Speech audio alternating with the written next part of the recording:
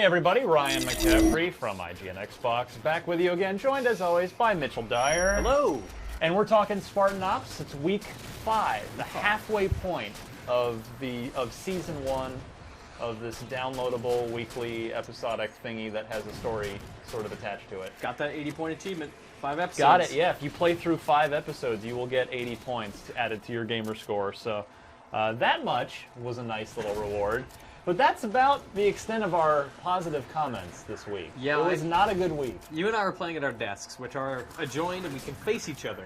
And every time I looked see over, the look on your face. You were like listening. You could look over at me and see me like just shouting and being bored. And I would look over at you, and it was just like eye rolling and heavy sighs. Like I'm over it. Like, how about you? So, I think I'm done. If I did not have to play this for work, I would absolutely not play Spartan Ops again, which is sad. Here's the thing. I talked about this with Destin on our episode 4 commentary. Right. I'm hanging in for the story that I do like and for the awesome CG cutscenes. Those are really cool, and they maintain the quality that they established. They're very good. And so for this week, we've found another artifact. We've got a missing Spartan. He's been teleported someplace. Yep. And we're going to find him and see what's up. And there's some strange thing going on. Dr. Halsey has been discovered. It's been found out that she's communicating with an elite, a Covenant elite, through her little iPad. Right. Having a little IM chat. Yeah, and so the Spartans, who already hate her guts, they took her away at gunpoint and took away her iPad. Yep. So she totally. What does she have left, Ryan? I can't even play Peggle anymore. That's a sad life. It is. So, gameplay-wise, we are in the gate. We start in the gate this week, which is the same level we've done a couple times before. It's the beginning of level 2 of the camp, or not the very beginning, but you know, that first base structure you come to in the second level of the campaign. Then we go to the refuge twice in a row, which is far and away. That's my least favorite map. Yeah, so that is the Forerunner area. It's sort of a big arena with there is an upstairs platform. There's but almost just 3 levels. It's just sort of a bowl. It's kind of a big bowl, big combat bowl. It's a big dumb bridge over the middle. Yeah, and we had to do it twice in a row, and it was nothing but a horrible grind. Yeah, it is a bunch of holding out, defending the area. Your objective was constantly. I feel like every chapter in there, or every chapter, how are we defining these? Chapters within episodes. So I feel like every chapter within episode 5 was holding out and defending stuff, which I am so tired of. I'm just, it's exhausting. Yeah, and then we went to the Cauldron again, the lava level. Yeah. I think we've done the Cauldron in all 5 weeks. Yeah. I don't think we've escaped the Cauldron once. That one was mercifully brief and, I mean, arguably the best one just because you get a mantis. Yeah, it was. You just run shop on all of the Covenant rolling in. And you and I, totally unknowingly, we didn't even realize we were doing it. We actually got a nice achievement on that one too. One of the Spartan Ops specific achievements was protect the 2 generators or whatever. Yeah. Complete the episode without losing either of those generators, and just go like, oh, look at that, an achievement point. Did it all legendary, just 2 of us. Yeah, it's 2-player legendary, so 4-player I would think would be no problem for that achievement. And then we finished up on the Quarry, which you'll recall was the very first chapter of episode 1, the big, huge, vast outdoor one that you need vehicles to traverse, except for the part where in this week we had no vehicles. Didn't at really the start. get a vehicle. Like, it takes way too long to get a vehicle. So what you're doing is you're walking from your whatever the spawn point is in the hills, walking to the bluff where the Covenant is stationed. Yes. You come around a corner, it's just like a fuel rod gun in your face. There's nothing you can do. And well, the funny part was later. Over in the sort of back corner of the map, we came around the corner and could literally zoom in on my DMR and see there were just buzzing around like flies. There were easily 6 or 7 ghosts. Yeah. Like, what am I supposed to do with that? On Legendary, there's no way we were hijacking any of those. Even with the plasma pistol, we would disable them, and they would be disabled for maybe a second, and then they'd be right back out. Yeah. There was no stopping them except with but yeah, just a lot of walking in that episode. Just it felt like I wished we had a Banshee. A Banshee could have made that level fun. Could have gotten around quickly. Could have had some interesting combat. I would have loved a Banshee on that. I thought it bugged out. Like, I asked you, like, should we have scorpions? Because I feel like we should. Because we're doing so much walking. Right. It did not make any sense.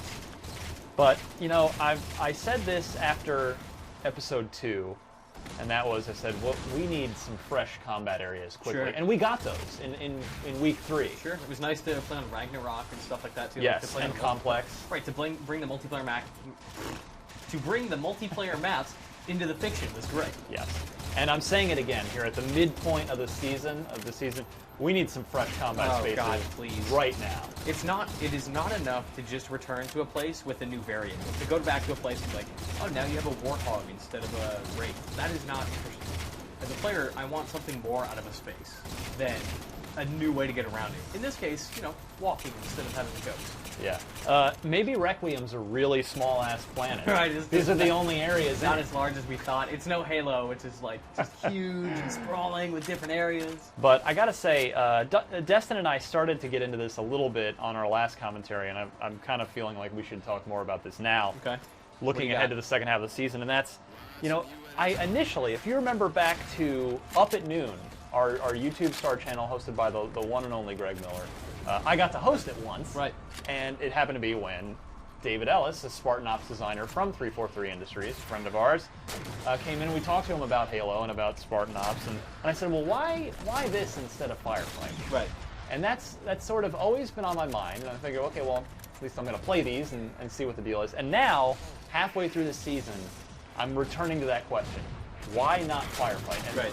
The thing, I really feel like I like Firefight a lot better than where this is going right now. Well, as much as I love the story, and I love, in particular, the production of the cutscenes themselves, even more than the story itself. It's beautiful 5-minute cutscenes to watch. Yeah, I love watching those.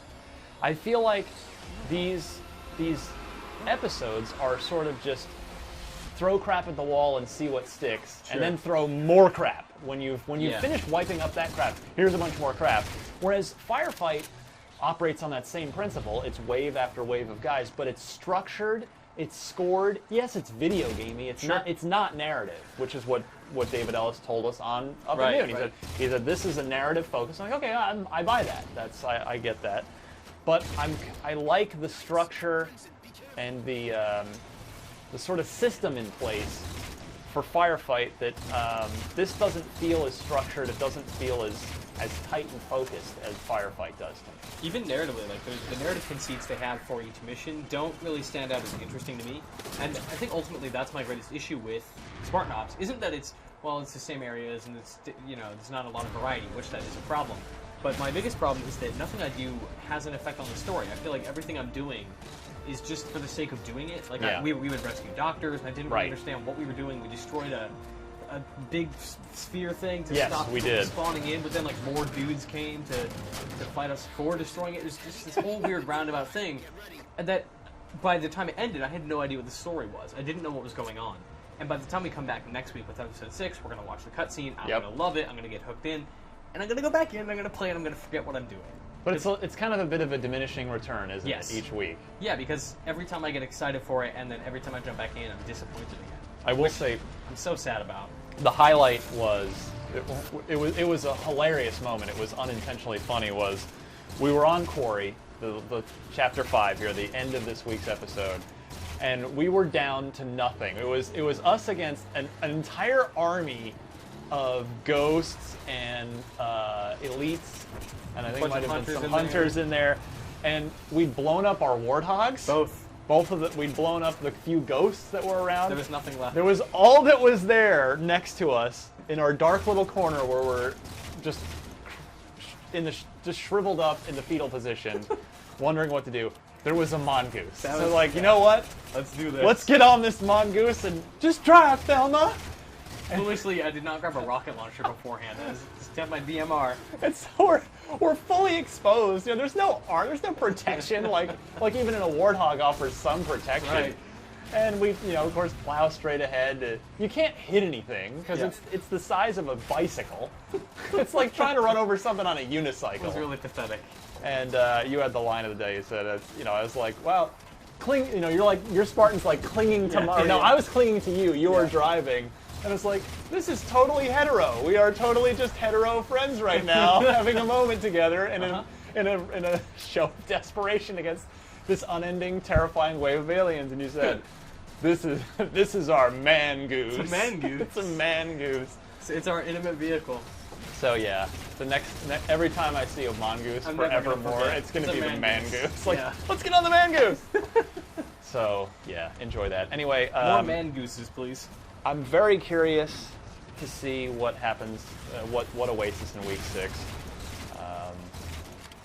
We need something new. It's got because otherwise, at this point, I'm wondering, why is this a 10-week thing? Sure. Why do I want to? Like, what is my motivation right now to keep playing? Yeah. Because I don't really have one. I can just watch the cutscenes without playing it and be so much happier. Yeah.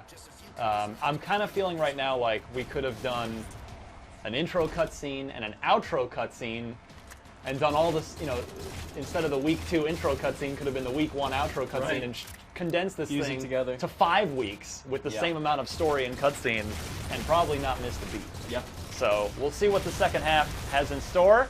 So for that, keep it tuned to IGN. We will be commenting on these each and every week. And I know the commenters might be like, you guys, F you guys, you're hating on Halo. We're hating it because we love it so much. This is tough love. It is tough love. All right, Mitch Dyer, thank you very much, sir. Thank you. And we will be back next week. You know where to be for all things Halo. You're right there already. It's IGN.